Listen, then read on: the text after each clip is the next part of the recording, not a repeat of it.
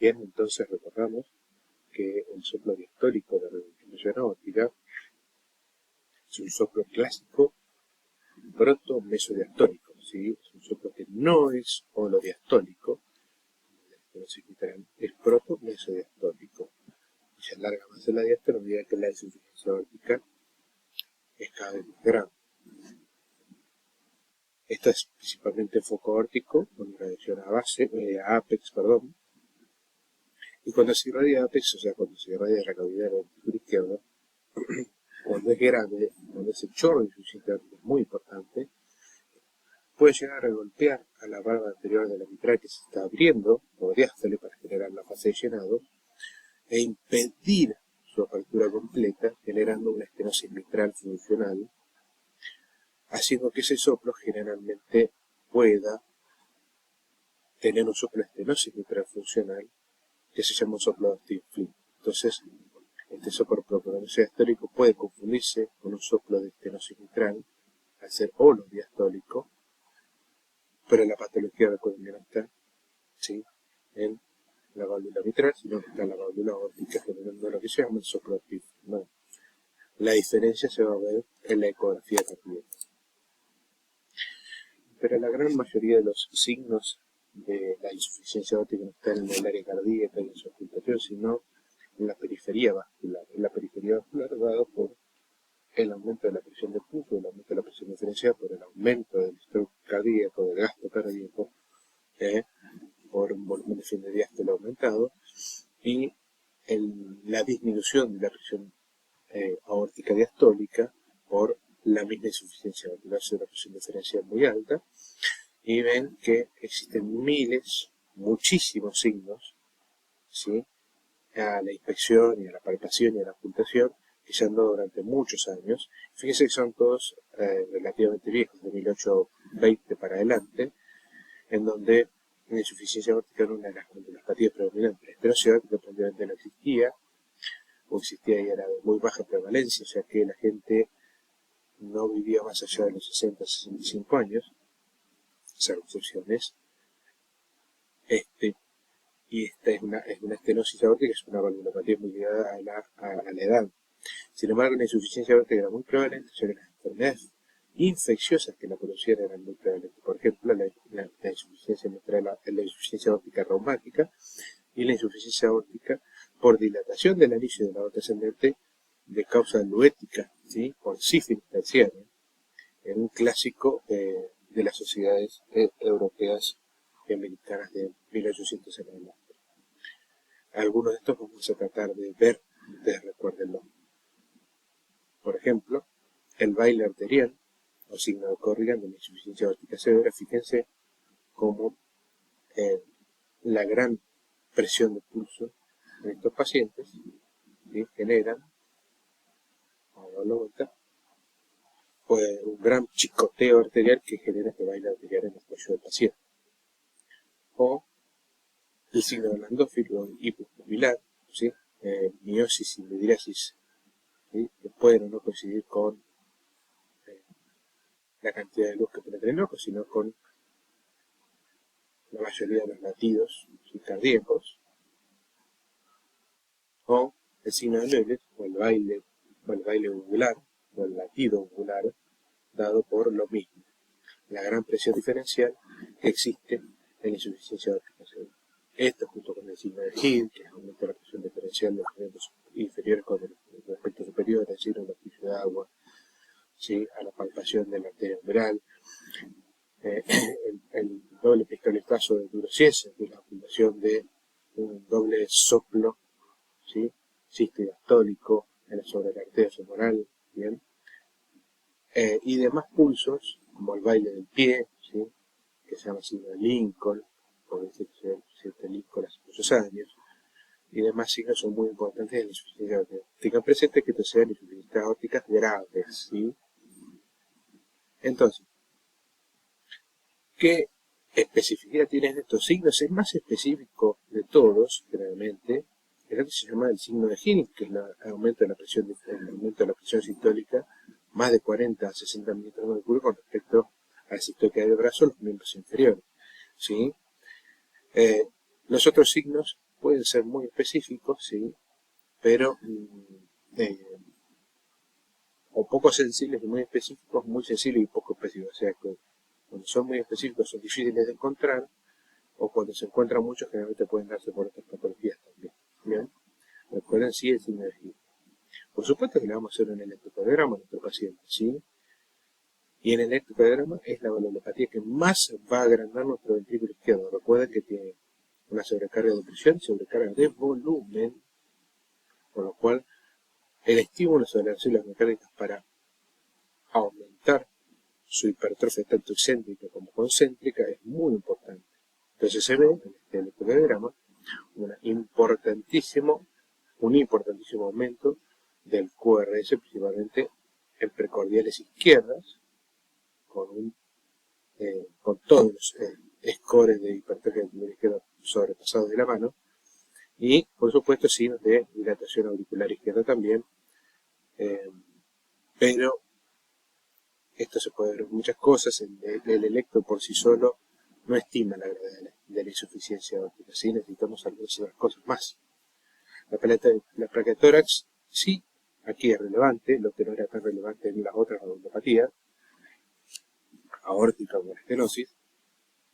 Aquí sí va a haber un aumento muy importante, ¿sí?, del arco inferior izquierdo, por aumento de hipertrofia excéntrica y mixta, por concéntrica de ventrículo izquierdo, una dilatación generalmente puede llegar a verse del arco órtico cuando la insuficiencia está dada por la raíz de la aorta, bien, y también un signo de bola suspendida por la dilatación de la aurícula izquierda. En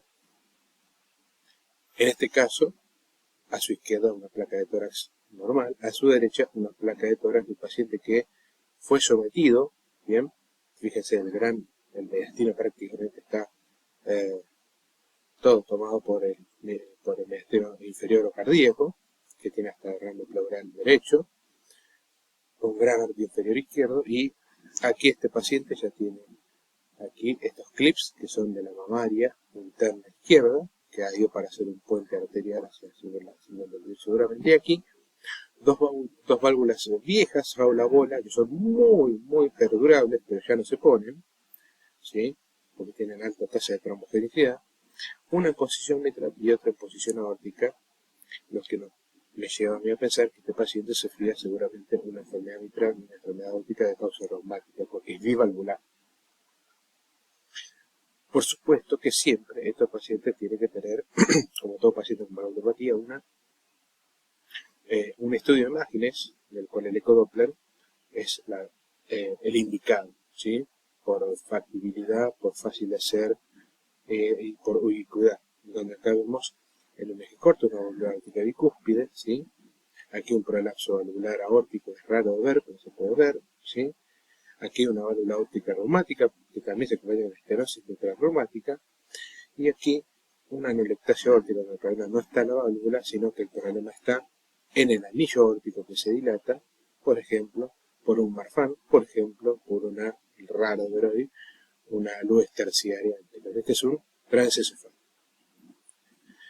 La determinación de la severidad, lo único que quiero que ustedes sepan, disculpen, es que están en todas las valvulopatías regurgitantes, como lo vamos a ver ahora en la insuficiencia mitral, hay varias formas de medir, ¿sí?, la severidad. Lo que yo quiero que ustedes se acuerden es esto, que es el orificio regurgitante, y cuando es mayor de 0,3 o 30 milímetros cuadrados, habla de una insuficiencia aórtica severa. Bien. Por ejemplo, acá otra forma de medirlo, que era la cantidad de sangre que refluye de la aorta con respecto a la cantidad del diámetro del tracto de salida, que es esto, cuando es menos del 25%, cuando llena menos del 25% de todo el tracto de salida, es leve, o cuando llena todo el tracto de salida, por ejemplo acá, casi todo, más del 65%, es severa. Es una forma de cuantificar, es más del cardiólogo, no creo, esto es una vista ecocardiograma Doppler de un transesofágico en la aorta auricular izquierda, la válvula mitral, el ventrículo izquierdo, la aorta ascendente, la raíz de aorta, aquí, fíjense, un clásico reflujo de la válvula aórtica mitral, y aquí otro transesofágico donde vemos que la patología de insuficiencia aórtica, la causa está dada por esta lámina que prolapsa sobre el tracto de salida del ventriculo izquierdo, ¿sí? De manera aleatoria, que es compatible con, que está por arriba del anillo, con una disección de aorta proximal.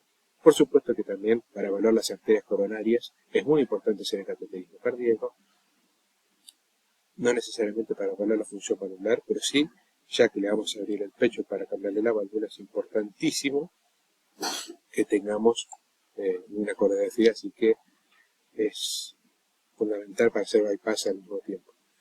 Por supuesto, el pronóstico va a estar dado por la disfunción del ventriculo izquierdo, los síntomas, si hay o no dilatación de la aorta ascendente, que también habrá que cambiar, la severidad de la valvulopatía aórtica, las comorbilidades, ¿sí? No es lo mismo, ¿sí? Por ejemplo, una insuficiencia aórtica en una abuela de 100 años con un paciente de 60 con disfunción ventricular o sin disfunción ventricular. ¿Bien? Como todas las valvulopatías son graves cuando tienen síntomas o cuando tienen difusión del ventrículo izquierdo. Cuando ya tienen difusión del ventrículo izquierdo, cuando la fracción de eyección cae por debajo del 50%, tienen un mal pronóstico, ¿sí? Los sintomáticos también, una mortalidad del 10% anual, ¿sí? Si es por ángulo, y el doble si es por insuficiencia cardíaca. Bien, fíjense, ¿sí? Que la calidad de vida disminuye severamente a medida que la insuficiencia aórtica es leve, moderada o severa, y la sobrevida, ¿sí? La sobrevida aquí, ¿no? ¿Sí? Los síntomas, sino la sobrevida, la cantidad de gente que queda viva al año, aquí a 10 años, dice que el 75% de las insuficiencias aórticas asintomáticas, o sea, que no se funcionando, sobreviven a 10 años, mientras que solo el 28% se triplica la mortalidad, ¿sí? Llegan a 5 años con clase funcional cuando sea con insuficiencia cardíaca grave. Importante, como siempre, como dijimos, ¿sí? Como habíamos dicho entonces, la insuficiencia aórtica grave se opera. ¿Qué le ponemos? Válvulas biológicas, válvulas mecánicas, válvulas implantales transpercutáneas o tratamiento médico si ya el tratamiento valvular está muy pasado, por así decirlo, y no se puede operar. Hoy día, esta placa ya la habíamos mostrado previamente, en donde las válvulas biológicas, que antes eran menos elegidas por su menor vida útil, hoy día ha aumentado drásticamente su colocación, porque el paciente no quiere anticoagularse y porque la sobrevida de las válvulas es mucho mayor. Las mecánicas, que eran en un principio muy elegidas, ha bajado su colocación, aunque todavía por supuesto se siguen colocando, principalmente en pacientes jóvenes, y lo que ha aumentado muchísimo su colocación son lo que se llaman las válvulas implantables percutáneas, hoy día en nuestro país, solamente para cierta población, porque son extremadamente caras, con los 5 veces más caros que operar al paciente. Y recuerden, quienes operan en valvulopatía, recuerden siempre, valvulopatía severa con síntomas, ¿sí? Valvulopatía severa sin síntomas, pero con disfunción ventricular, y valvulopatía severa sin síntomas, pero que se va a operar de alguna otra cirugía cardíaca. Esto vale para todas las valvulopatías.